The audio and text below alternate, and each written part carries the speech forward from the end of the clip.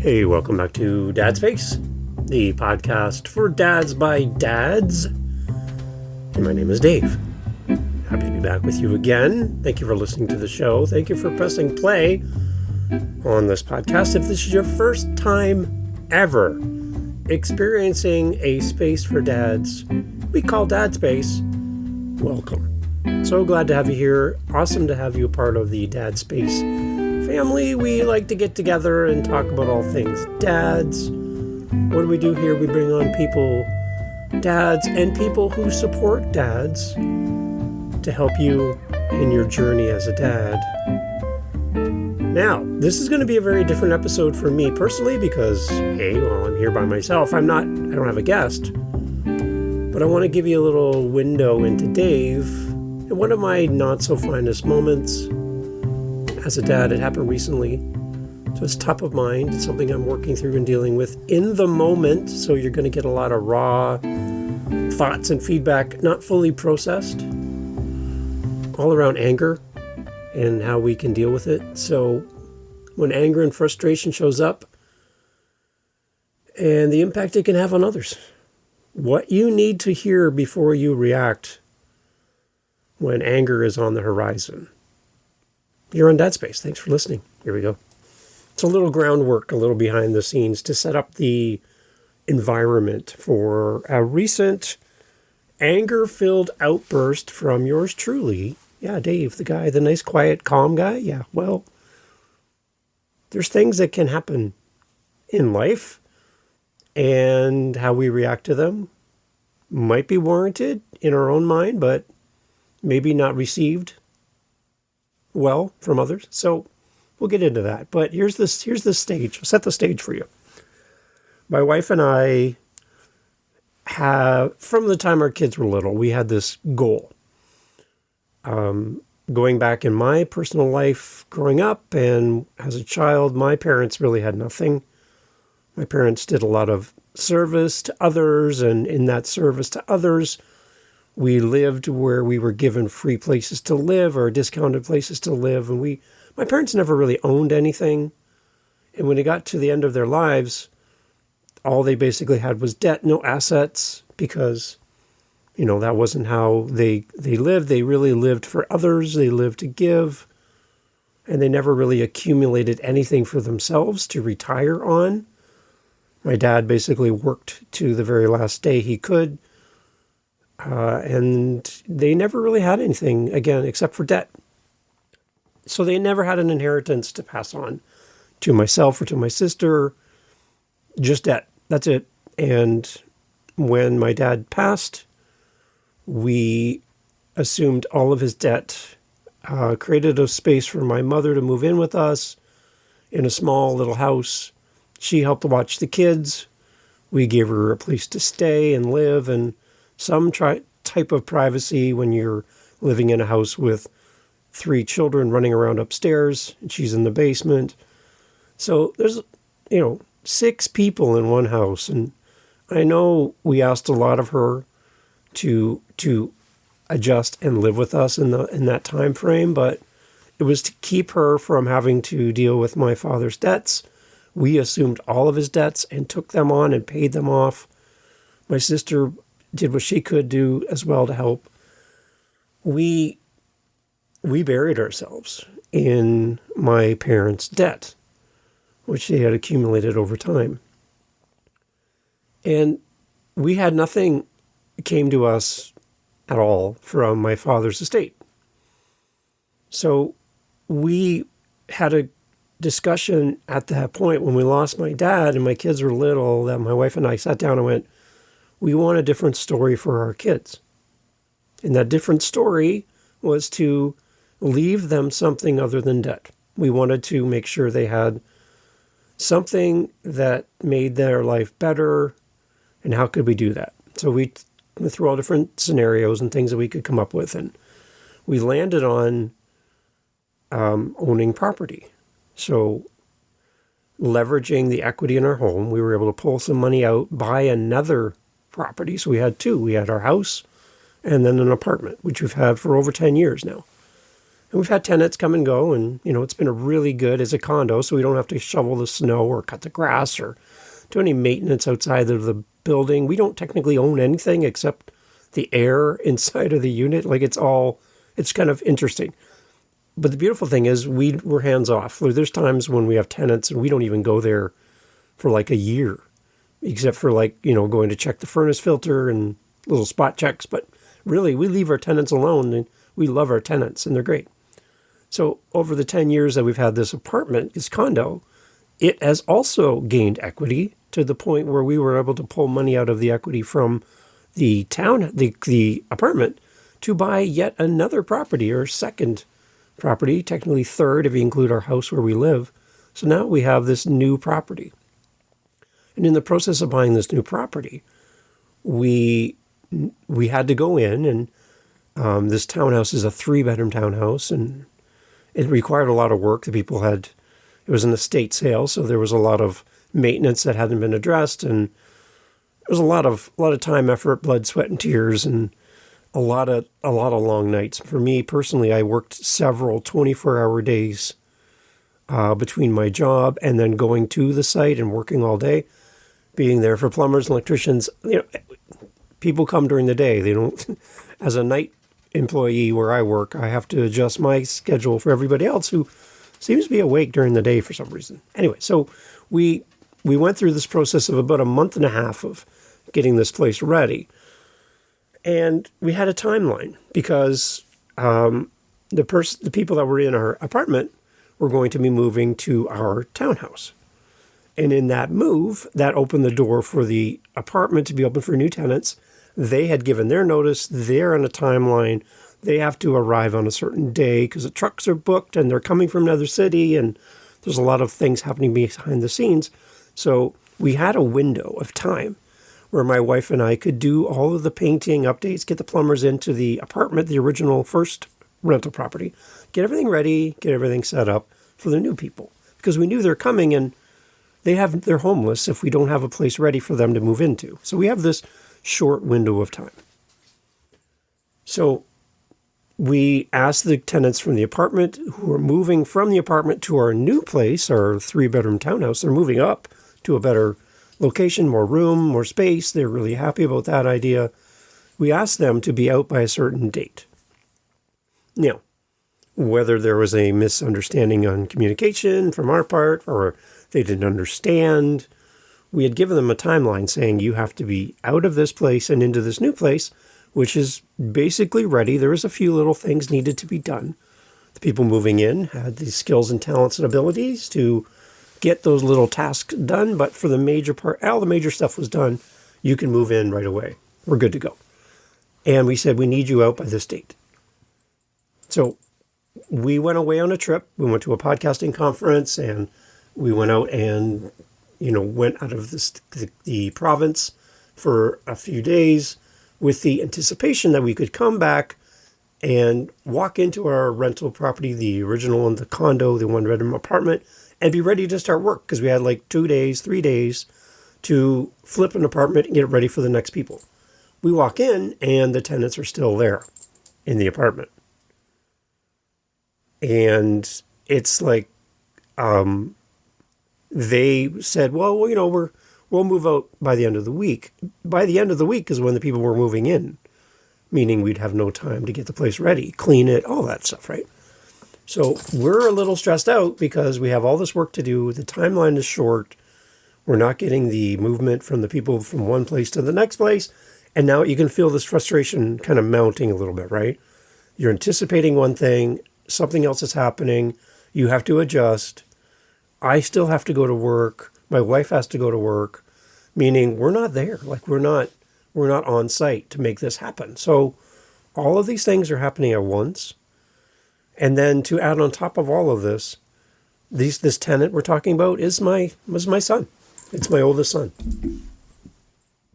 So the tenant that's supposed to be moving is my son, which adds another level of complexity. This is my kid. And so we're a little frustrated. We're trying to figure this all out. But the one thing too is we had made some arrangements. We When we bought the 3-bedroom townhouse, there was a fridge, a stove, all the appliances included. Everything was there. Like, it was all paid for. It's part of your mortgage. You buy the whole thing and the contents, right? So everything's workable. But my son decided that he wanted to buy all new appliances, which means like washer, dryer, fridge, stove, dishwasher, everything. He bought the whole suite, everything that, and they're all brand new. They're beautiful, but it's nothing that we could afford to buy. And again, we had working, clean, usable appliances that came with the house when we bought it. So we were going to leave those there. There's this underlying thing as well that my son at the time said that he was only going to live in this townhouse for maybe 3 to 6 months. So he would put up with what was there and just live with it for now until he finds his own place. I want him to buy his own house. I want him to be out on his own. So that was kind of the agreement, that these appliances would stay. We would get the house ready. He would move from apartment 1 to townhouse 2, and everything would be fine. And then the person that's moving into the apartment 1 is my daughter, moving back from another city far away. And she's expecting to move in on a certain date. She's already given her notice. She has to be out by a date, and she has to move in by a date. So all this is happening behind the scenes. We come home from our trip. We land, we come back to our house, and I go into this one room in our house. And, well, first of all, our truck is not here. We have a pickup truck. It's missing. I'm like, well, that's weird. So we contact my son, like, do you have our truck? Like, where did the truck go? Oh, yeah, I'll be back with the truck in a little bit. Okay, well, that's fine. That's no problem. Glad you can use it. But it's kind of weird. And you drive in the driveway and your vehicle's missing. You're like, oh, no. So we don't know what's going on. So he brings the truck by. We go into the house. We bring our bags in from our trip home, set them down. We're exhausted. We just flew 4 hours back home. We're done. And I go into this room, and in this room is one of the appliances that's from our rental property. So we had agreed that if my son did go buy all these things for the apartment, the townhouse, that he would leave the appliances there because, again, he's only going to be there 3 to 6 months. We're going to move them back into place and go ahead, buy all your appliances, take them with you to your new house you're going to buy in the future. Great, no problem. But let's leave the appliances here because we have nowhere to put them. And you're going to be gone soon anyway. You said that. So we're just going to move them back into place when you move out. Easy peasy, right? Everything makes sense. And we agreed on that. We come home and all the appliances that we talked about are at our house. He had come and grabbed the truck and moved everything back to our house that we agreed would stay on site at the townhouse to make it easy to put back in place when he leaves. So now there's a level of frustration, right, that's added to the mix. And if you're feeling a little uneasy listening to this, then that's how we felt. We were like, what happened to the communication between A, B, and C, and why are things falling apart in the process? Like, why are these things happening? So he came with the truck. I'm starting to feel, I'm exhausted. There's a lot of excuses for this, and all of these things are totally just excuses, okay? And I realize that looking in hindsight. But I'm tired. I'm exhausted. I've traveled. I'm just all these things. And now I have all this frustration of feeling like I'm not being listened to as a father. We've made agreements. Agreements have been broken. It's starting to pile on. My wife is getting upset. And so he shows up with a truck, and she's out there trying to get some kind of answer from him on what happened. She comes in frustrated that she's not getting the answer. So I'm like, okay, I'm going to deal with this. And that's the moment where Dave should have stayed in the house. That's the moment, as I look back at this, that I should have just stayed in the house. But I didn't. Now, I want you to go to the moment that you've expressed anger in anything. To your partner, to your employer, to your kids, to your friends, to the person who cut you off on the road. There's a moment in time when you can clearly go, I was not angry. I became more angry, and then I acted on my anger. And you can clearly identify clear points in time when warning signs were showing you to stop or pause or don't act, don't overreact. Wait a minute, stay, don't leave the house, Dave. Nope, stay inside. Don't do it right now. Think about it. I didn't. I ignored all of those things. So I come crashing out of the house. Again, I am probably one of the most even-keeled, boring people you're ever going to meet. When I go to a concert, I'm there tapping my toe, but I don't scream. When I go to a hockey game or a sporting event, I'm not the guy that's painted my body in the colors of the team and chugging beers and screaming at the people around me. I don't get on the cameras when they do the crowd camera stuff. I'm quite boring. But when something just builds over time and you feel like you're not being acknowledged or whatever, then that's my, you know, that steam thing is kettle you put on the stove, and when it gets hot enough, it starts making a noise. As it releases the steam, it calls you over and says, your water's hot. Come on. That's what was happening for me. The steam was starting to come. And I didn't heed the signs, and I went out to my son and I unloaded. I did. I was not a good example of a dad. And in that moment, I was really rough. Like, I wasn't physically rough, but I was verbally rough. And now I know I'm putting myself out there doing this on a podcast that anybody can listen to this and anybody could judge me for my actions. But I wanted to be real and transparent with you that I don't want you to do what I did, because it's taking me a lot of time to rebuild this relationship with my son because of how I acted with him. And it'd be like, Dave, he's going to listen to this. Well, most of my kids don't listen to my podcast. They're not podcast listeners. That's just not who they are. And if he listens to this, then he's going to hear my side and my frustrations. We have come to a point now where he understands that, for example, bringing the appliances to our house and storing them at our house when we told him we didn't want to and we didn't have room to, and that's not what we want. Again, being that you're going to live there for 3 to 6 months, let's just leave them on site. Makes sense. There's lots of room. You're coming from a 1-bedroom apartment to a 3-bedroom townhouse. There's room inherently in this 3-story building that you could keep these items. So he's now come to the point where he's like, yeah, that was probably not a good call, just to not ask and just assume that's okay. So we've kind of come to some conclusions in our conversation, but his reaction to me, and the one thing, if I could slow it down and be an outside person watching it, his looks, his demeanor as he listened to me unload on him out of frustration and anger and just being totally pissed off in the moment, I can see his fear and I could see his disapproval for how I was acting in the moment. This is an adult male that I'm talking to. He's not a 10-year-old. This is an adult male. And I'm not being my best example of a human being right now as I unload on him and how dare you, all of this stuff to him. And it was a very bad moment for me.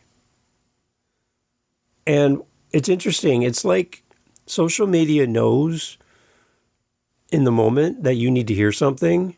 So this showed up on my social media, this clip. And I'm like, oh, good timing, social media. I don't know how you know these things, but this is what I heard and this is what I experienced on social media. And it really made me sit back and go, hang on. And this is what it said. When you're angry, stay silent. Don't waste your time with explanations. Sometimes silence is the best way to cope with your emotions. People only hear what they want to hear. Accept criticism, but never accept disrespects. And that's what I was feeling. I was feeling disrespected. I was feeling like I wasn't being listened to and my wishes weren't being accepted by my son in the moment. And that's why I was feeling that way, but it goes on. The best way to respect yourself is to discipline yourself. Persevere, and never give up on something that you truly believe. It's difficult to wait, but it's more difficult to regret. Don't let success go to your head. Don't let failure go to your heart. And that's the part there. Don't let failure go to your heart. And that's what I've been doing and struggling with in the last little bit is in that moment, I was not a good example of a dad, and I was letting it get to my heart.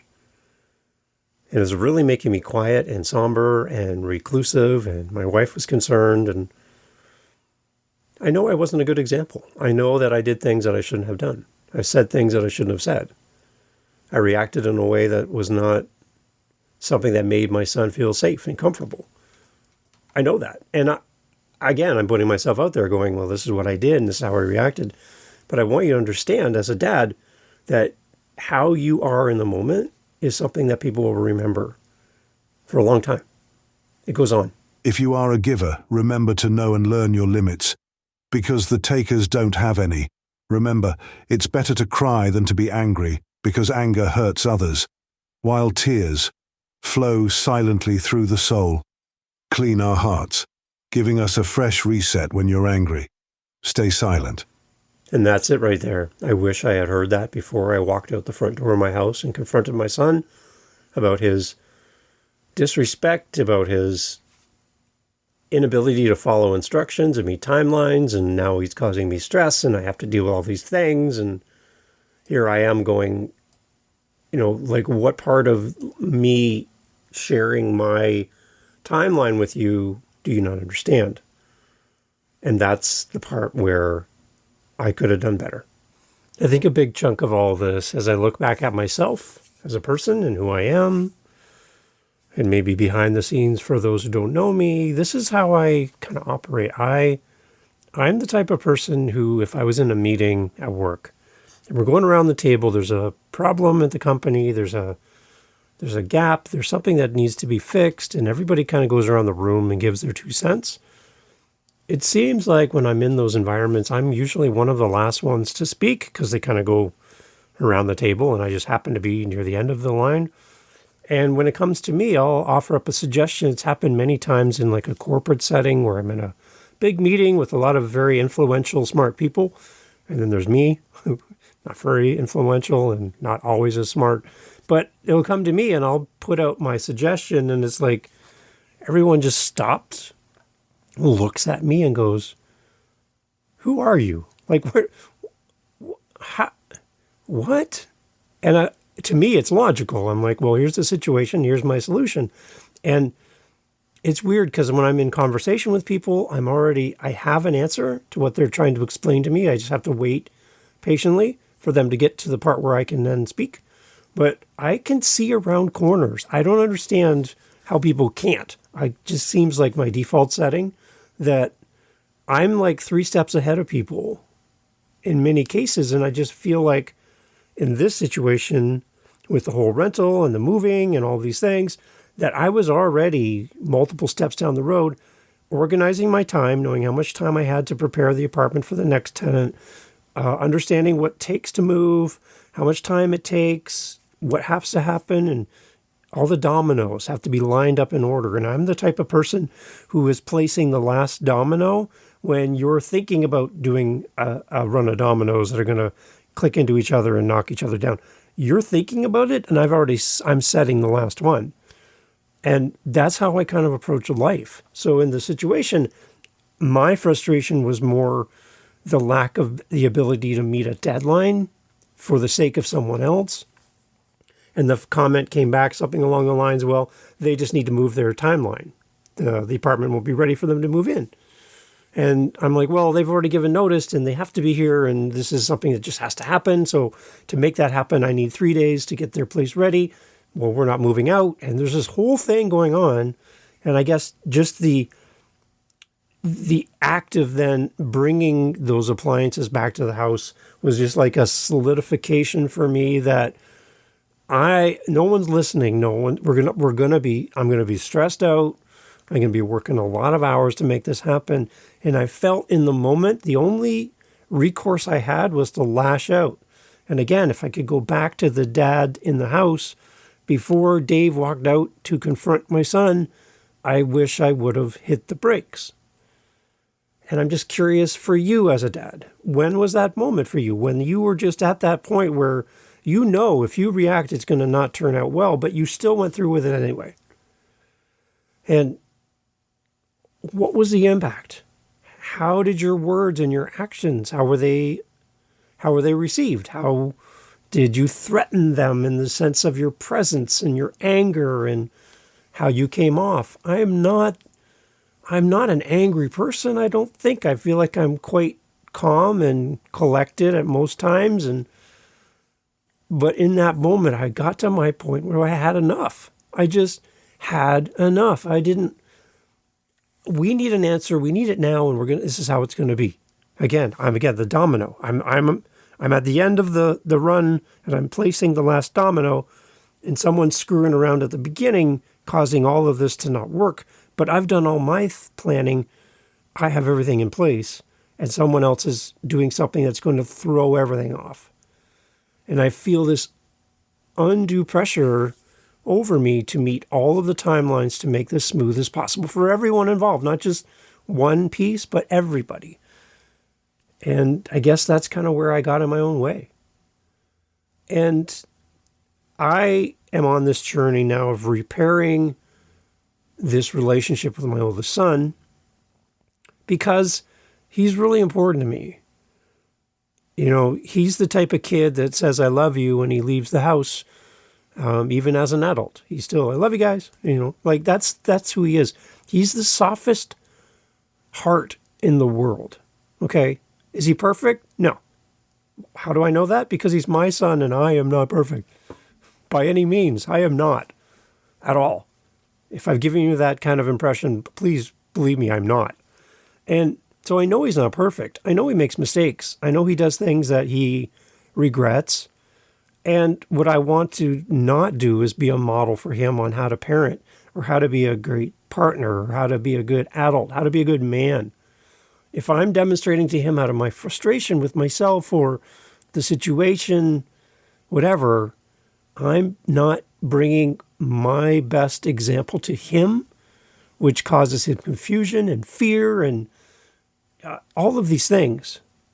And it's just this awkwardness because the day after this thing happened with him outside of my house, I'm at the condo, the one-bedroom townhouse or apartment. I'm there to paint, get ready, clean up, get all this stuff done. All of his stuff is still there. He's still living there. But I am there to get this work done because I only have a few days to get this done, right? So the awkwardness of walking into that environment, he knew I was coming. We gave him lots of notice that we'd be there. But I had to walk in on that day and I had to get painting. I just had to get things done. And the silence in that room, thankfully my wife Jen was with me that day as well and she was working, but the silence in the room and the frustration and the just the feeling was so hard. And I've been kicking myself from the moment I stepped out of the house that night to confront my son about all this inactivity and bad timelines and poor decisions and how dare yous. I've been kicking myself from that moment. And I know I have a mountain of work to do to fix this. And it's on me. And I think the biggest thing that I kind of walked away from this whole experience was, what if that was my last interaction with my son? I'm like in my mid-50s. I've got 10, 20 years left, really, ish, you know. And that's not a lot of time, everybody. Now, I'm not going to go out and buy a convertible or a motorcycle or jump out of a plane to kind of bring back my youth, but I'm realizing and recognizing that there's the opportunity in life that really we don't have a guarantee of anything in this life. We don't have a guarantee of time. We don't have a guarantee of anything. And like I said, I don't know how social media works. I'm sure there's some kind of mad science going on behind the scenes, but this clip then popped up while I'm contemplating the end of my life in the time frame that I have left on this planet. And the fact that I need to make sure that I'm not burning bridges or hurting feelings or damaging relationships by my actions. This pops up in my feed, and I'm like, come on, what is going on here? And this really hit home for me and is really making me try to get on the right path with my family, with my wife, with my kids, and with life in general, and strangers, really, anyone, you, and why I'm doing this podcast. This came to me on my feed, and I thought I'd share with you as well. So let's take another sobering pill as we listen to this. This morning. Those who died yesterday had plans for this morning. And those who died this morning had plans for tonight. Don't take life for granted. In the blink of an eye, everything can change. So, forgive often and love with all your heart. You'll never know, if you have the chance, to do it again. Today, there is no time. Tomorrow, there will be no energy. And the day after tomorrow, we may no longer be here. So, don't delay anything. Live a life. You will remember those who died yesterday. Like I said, I don't know how social media works, but my goodness. So that popped up in my feed, and I'm like, okay, all right. Somebody's trying to talk to me here. Somebody's trying to give me a message. So I wanted to share in real time what I'm working through as a dad. Like I said, I've never wanted to give you the false assumption that I know what I'm doing and that I have this all perfect. But you have a podcast. Exactly. But I'm still a human being living life, making huge mistakes, and trying to learn from who I am as a human on this planet, spinning around the universe. And just like you, I don't make good decisions sometimes. So it's on me to fix this relationship. I get that. If that's your reaction to this podcast episode, I agree with you 100%. This is me in real time figuring this out in front of you, hoping that this conversation maybe would help you. So let's turn my attention then away from me, because that feels awkward, and let's talk to the person who's been harmed. You've been harmed by someone who's done something similar to what I've done or whatever, but you're on the receiving end of something that could be hurtful, something that has made you worry or you feel nervous around a person because of how they acted to you or reacted to you, and you're the one on the receiving end of this. I want to talk to you for a second. I anticipate that many people who have acted to you in a wrong way, shown hatred or anger or frustration or blown up at you, that person who showed you their ugly side in that moment, that side of them that they keep well hidden, usually constrained, handcuffed, and kept from the world's view, it came out. It came out in a nasty way. And you didn't deserve that really in the moment to get the full brunt of all of their frustration, but it came out. It happened. You can't put that back in the bottle. It's out. It won't go back in. So it's like one of those mattresses that you buy in a box. You open the box and the mattress goes, and it's out. You can't put that mattress back in that box. You don't have the right tools to do that. It has to be done by a professional. So your words have come out and you're on the receiving end of it. I want you to understand that that person is probably, for the most part, I would anticipate beating themselves up over what they've done, said, how they've acted or overreacted. And they are going to attempt at some point to reach out to you and try to make amends. Now, in your world, you can refuse to amend with them and to accept apologies and create space for them and create a forgiving spirit and be kind to them. You don't owe them anything except the fact that they're trying. And dads, if you're the one who needs to give that message, then don't delay. Don't sit on this for months and months. That's what breaks families up. That's what divides kids from parents and husbands from wives and partners from partners. It's the one thing that just breaks everything down. Silence is a killer in relationships. And when you go radio silent with your family, like I did that day after I blew up on my son, that caused so much problems. Had I just spoken up or addressed it in the moment, things could have been healthier. Perfect? No. Healthier? Yes. But in my frustration and my narrow focus on a task and completing a task so that we can meet a deadline, again, see, I'm trying to justify, all of those things clouded my perception, made me make bad choices, and impacted my son. We aren't going to be here for everybody. And the older you get, the more you realize that there is less time on your clock than there was more time on your clock. And everyone has a clock. And you don't know how long you have. Your clock might be closer to the finish line and the ending than you think. Just because life happens. Things happen. We're seeing some pretty amazing and disturbing things happening in the world just around cities and floods and weather and pain and suffering, where people, again, they had plans today for the rest of today. They woke up today to do the thing, and they're not here to do the thing. Something happened. So none of us are guaranteed anything in this life. So don't let things happen where you have these gaps where the last thing that you said to somebody was the last thing they're going to remember about you. Do I want my son to remember me as a tyrant, as a angry, middle-aged guy obsessing over things that mean nothing to him in the moment? Like, is that the best picture of him over the last almost 20 plus years that he's been in our life? Is that the best picture I want to leave him? No, not at all. Because it's not accurate. That's not who I am. I want him to have a better picture of me. So it's up to me then to fix this. So again, if you're on the receiving end of some pain, hurt, all those things, you're justified to not do anything for that person, just in the sense that you've been hurt. But at the same time, that person may reach out to you and want to rebuild, and you have an opportunity to show grace. So keep that in mind.